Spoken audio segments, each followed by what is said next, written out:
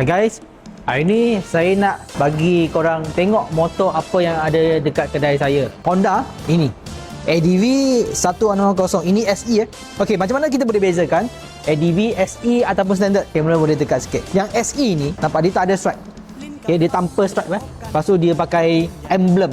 Ini kalau korang nampak ADV yang tak ada stripe, maksudnya dia SE Special Edition. Okey, kalau yang ini warna merah. Okey, korang nampak ada stripe kan? Maksudnya ini standard. Warna putih. Warna putih saya ada stok dekat kedai saya. Ini standard juga. Okey, kalau korang nak tengok ADV yang ada aksesori, full aksesori ini. Tapi ini belum pasang lagi Nanti kita akan pasang yang ini. Okey, full aksesori maksudnya kita ada bagi apa ni, crank bar. Ini GV punya, full punya. Okey, bukan separuh. Kalau separuh dia untuk saya dia tak berapa cantik Lepas tu ini ada light cover, semua barang. Kalau korang nampak apa yang ada dekat motor ni, maksudnya kita akan bagi full accessory, termasuk ini comfort seat.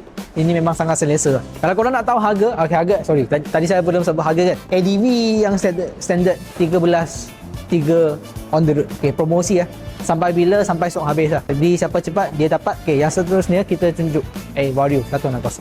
Ini Vario 160. Ini korang nampak dia ada dua jenis Satu yang SE, satu yang standard. Okey, sama je. Macam mana kita boleh bezakan? SE adalah nampak dia tak ada stripe. Dia pakai emblem. Okay, ini kalau SE ni harganya tak sampai 11,000 on the road, 19 kata silap. Okay, ini SE juga. Okay, tak ada stripe. Ini metallic Ini matte. Okay, ini SE juga. Ini warna matte. Lepas tu ini warna biasa lah. Kalau warna biasa 10,500 on the road. Ini sama juga. Ini biasa juga. Standard. Ini Vario 125. Vario 125 dia satu jenis saja. Dia tak ada standard ataupun SE, tak ada. Dia semua sama je. Okey, ini warna yang ada dalam kedai saya. Semua ready stock Harga 7,300 on the road.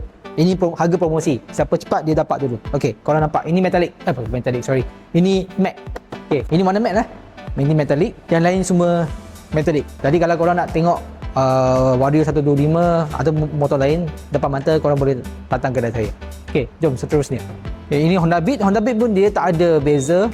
Dia tak ada SE, tak ada standard. Dia semua sama. Cumanya ini yang Honda Beat baru. Itu Honda Beat lama Okey, Honda Beat harganya 63 sampai 64. Okey, ikut tengok dia lama ke yang baru. Okey, ini Honda Beat. Honda Beat sesuai lah kalau korang nak bawa motor dalam taman-taman, nak hantar anak sekolah, Honda Beat.